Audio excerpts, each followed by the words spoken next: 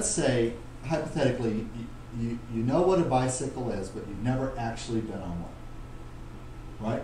You've never had one in your hand, you've never sat on a bicycle seat, you've never been on one, you have no, it's a hypothetical thing. You know they're real because you've seen one, but you don't know how to ride a bicycle. Maybe you grew up, I don't know, in Manhattan, where if you ride a bicycle, you're likely to die. So of course mom would never let you ride out the house on a bicycle. Okay.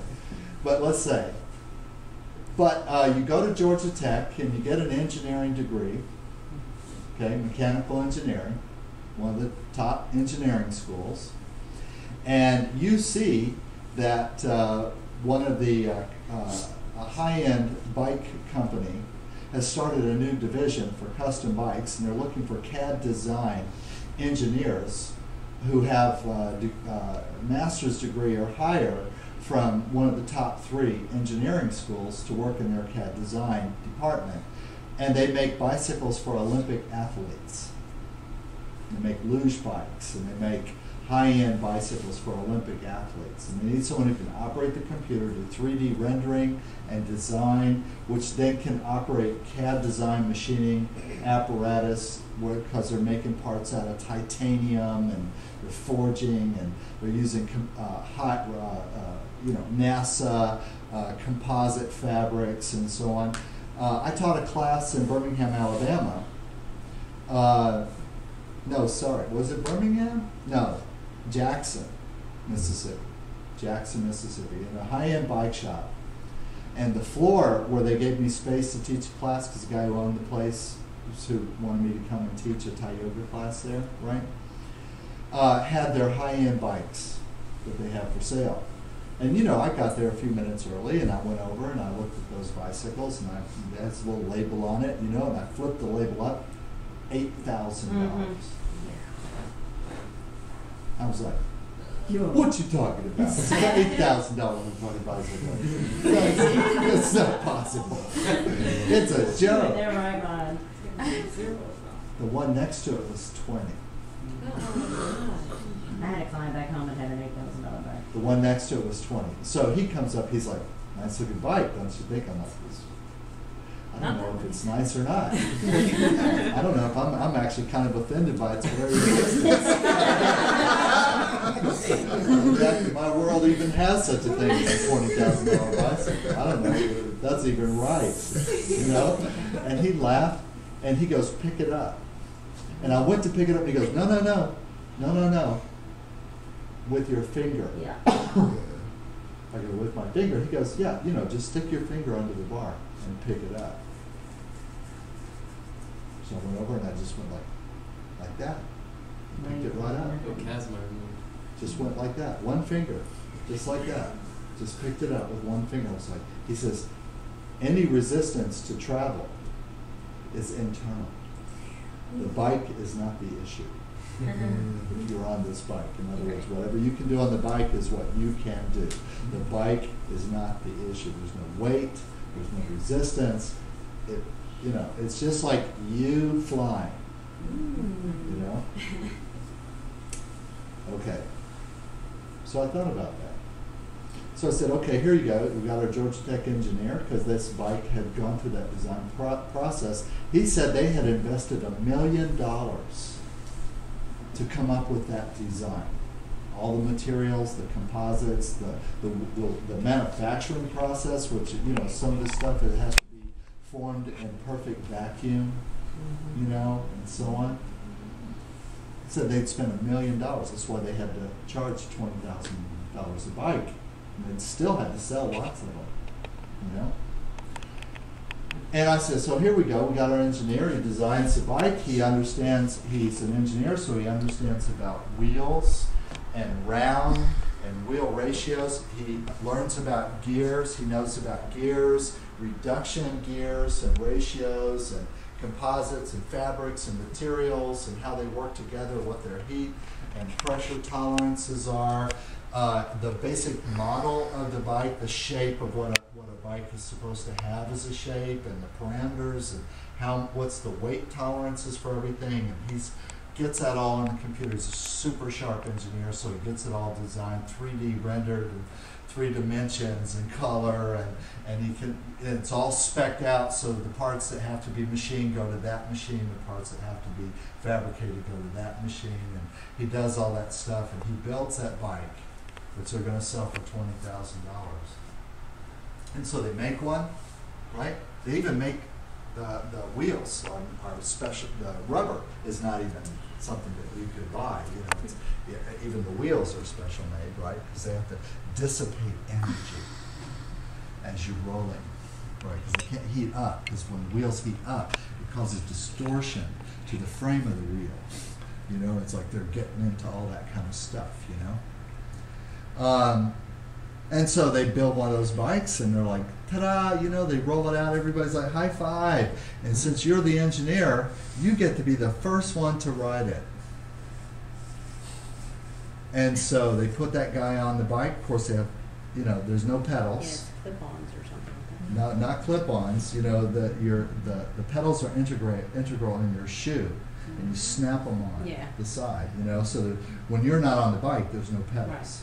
Right. You know. Okay? And the exact distance and length of the pedal arms was fabricated for you, for the length of your leg. You know, it's not, and they measured you. And the width of the seat and the length of the seat, they measured you like a tailor. That bike is fit to you. Okay? You don't just buy a bike like that. You couldn't buy the bike that was $20,000. That's just the model. If you wanted that bike, well, then you'd make an appointment, and they'd have 3 or 4 people would take all your measurements.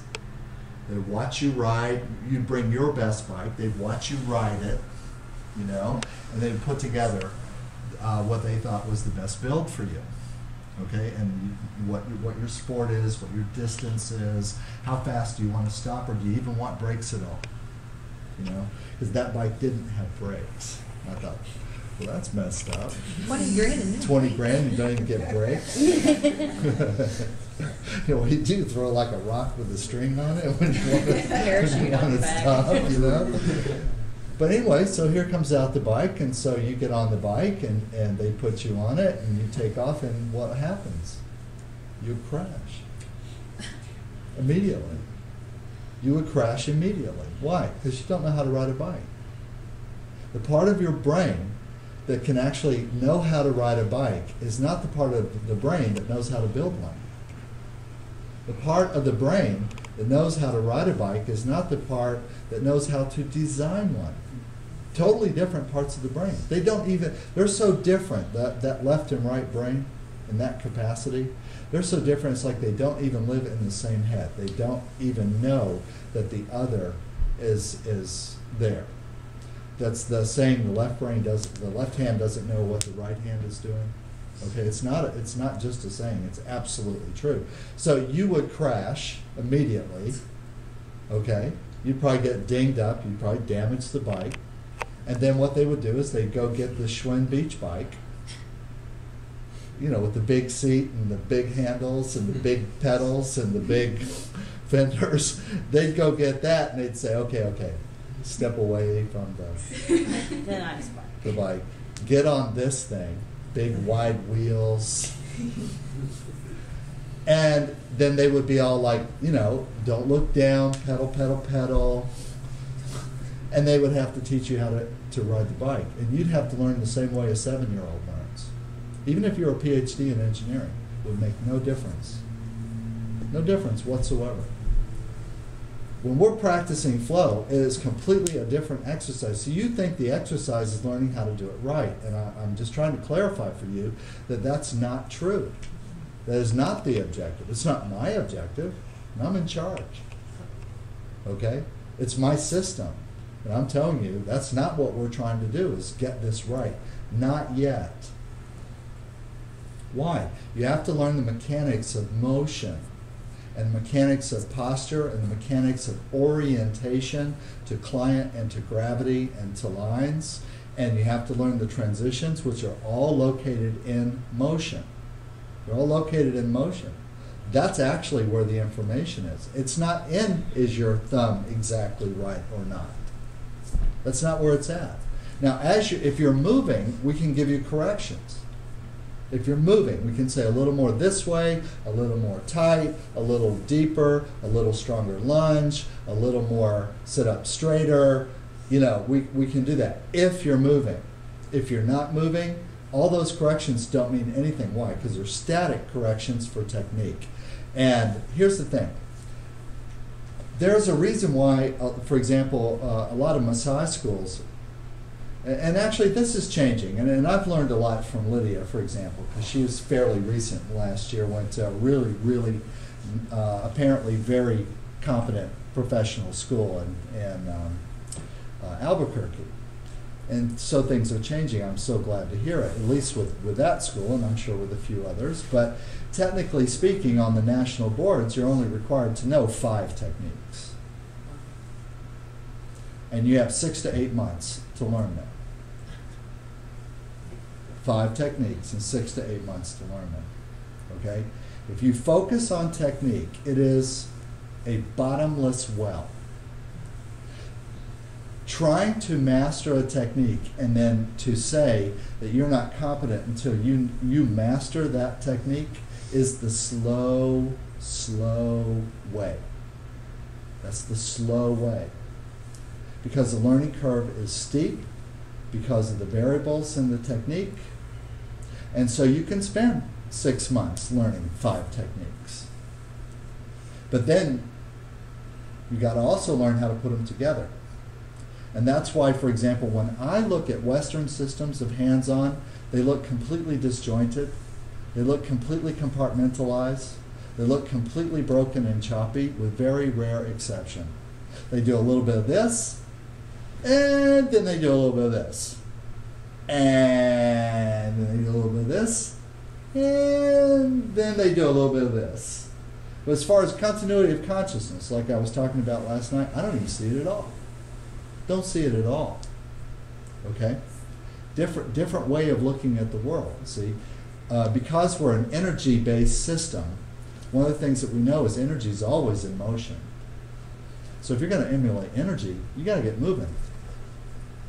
And your critique of yourself, whether you're doing it right or not, actually has nothing to do with the flow of energy. The energy really doesn't care if you think you're doing it right or not. It doesn't. It's like learning how to surf and saying, I'm going to wait for the perfect wave, I'm going to get on at the right spot, and I'm going to practice my surfing skill in that spot. And so you paddle out, you wait for the wave comes, you start to move, you get on your board and it goes, and you're in the water. Why? Because it's all in motion. You have to, the most important thing that you have to learn, according to some people I've talked to who are really good surfers, the most important thing you have to learn is to go with the flow. So first you just got to be happy moving, and even moving fast and moving crazy. You got to be happy there first, because then you grow out of that into variation of your stability. You don't look for that stability immediately. Otherwise, you're not really learning how to surf. You're just learning how to swim, because that's all you're going to be doing is swimming. You're not going to be surfing. Okay, we're surfing a wave of energy that is a conscious flow. That the only way you can tap into it is if you are moving, and if you are, at the same time as you're moving, you are not tied up into a complete mental state of self-criticism. Now, for you guys who are advancing more, of course you've heard me say this before, you have to remember, I know you've been away from here for a little bit and you got back into your critical mind. Because, see, that's normal for our culture, is to be critical of everything we do and how we look and whether we're doing everything right all the time. Right? But that's normal. Okay? So your practice is coming back in the classes to let that the heck go. Because all this, like, really trying to correct people and make them do it right while they're supposed to be flowing, actually is counter to the exercise. It actually doesn't help. It's actually inhibiting the exercise. I would rather the person go from A to Z without stopping and leave out half than to stop 7, 8, 10, 12, 14 times from A to Z. Because Every time you do that, you just practice start and stop 14 times. And so if you did that practice 30 times, after 30 times you will be really expert at start and stop. You will not be expert at time. That's SomaVeda. You will not be flowing. See, if I emphasize technique, technique by itself leads to stasis, leads to stillness, leads to being locked into like a dog chasing its tail, trying to get that technique perfect. There's no end to it. So when you start with a technique focus, you never get to flow. Technique doesn't lead to flow. It leads to greater specificity of technique. And that's why people who are really masterful, emphasizing technique people, they might only do one or two things. You know, so you end up with someone like, well, I hate to mention names, but like my old friend Iona Marcia Teagarden, who her friends called her Iron Thumbs, because she invented this bodywork art variation of shiatsu called Genshin Do. Okay, and what Iona would do is you'd go for a session with her, and she had this idea that you just got to get the perfect thumb pressure on the right point, and that's all you need to do a treatment. And so you'd be on the table, and she'd find this one point on your back, and she'd dig her thumb into it, and she wouldn't move for an hour and a half. Iron thumbs. That's why everybody called it iron. It's like you're laying on wood, like a piece of wood, for an hour, okay? And in a whole hour session or 2 hour session, she might not work 2 or 3 points, and there's no continuity between the points or anything else. Why? Because she thought it's technique based, we just got to find the right point, put enough pressure on it long enough, we don't need to do anything else. But it takes a tremendous amount of strength, okay? That's completely the opposite of where we're going. In an average Thai session, let's say when we get to session 7, we're doing the long general session, you're going to be required to work 700 points in 300 positions in one session without stopping.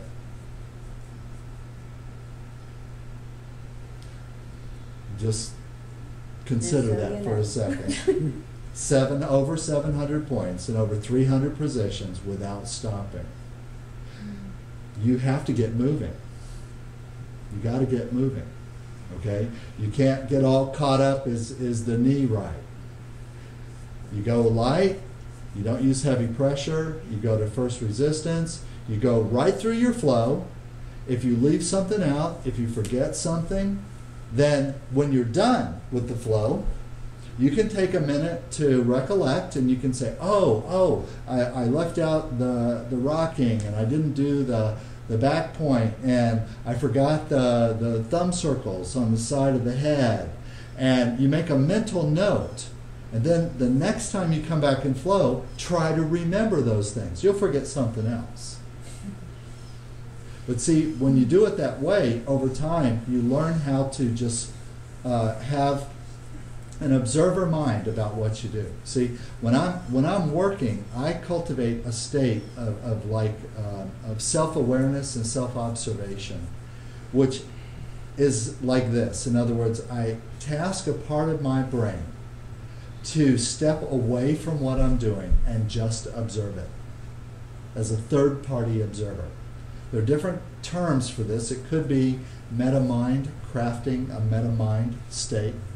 But basically, I task part of myself to separate from me and observe what I'm doing impartially. In other words, quiet and don't interrupt. And observe what I'm doing. And that part of my brain, the whole job of it is to keep track if I forget something, or if I miss something, or if I do something out of sequence. And then once I do that, I don't think about that anymore. I just do my flow. When I'm done with the flow, I go to my observer mind, and I go, did I leave anything out? Now, it used to be I might look at my notes, and I'd go, okay, let me see, did I do everything on my list? And I'd say, well, actually, no. In fact, here's like 7 things I didn't do. And I don't even know why I didn't do them. I don't even know. But I make a mental note, and then I come back, and the next time I practice, I just try to remember. Now, that is different from trying to do it right, because my actual hands-on practice is in constant motion, and I get lots of repetitions very, very fast, and there's no emotional fallout. If you're being emotional while you're doing your flows, again, inappropriate. You're just walking through a list of movements. You cannot be emotional about whether you're doing it right or not, because let me just go ahead and solve it for you, okay? You are not doing it right. You're not. In fact, hardly anybody here, CTP2 or otherwise, has actually really shown me what a flow looks like. I see everybody, even CTP2 people, start and stop and start and stop, and get into chit-chat about the meaning of life halfway through the flow. Again, part of the brain that can ask questions and chit-chat, okay, is a completely different part of the brain that has to pedal.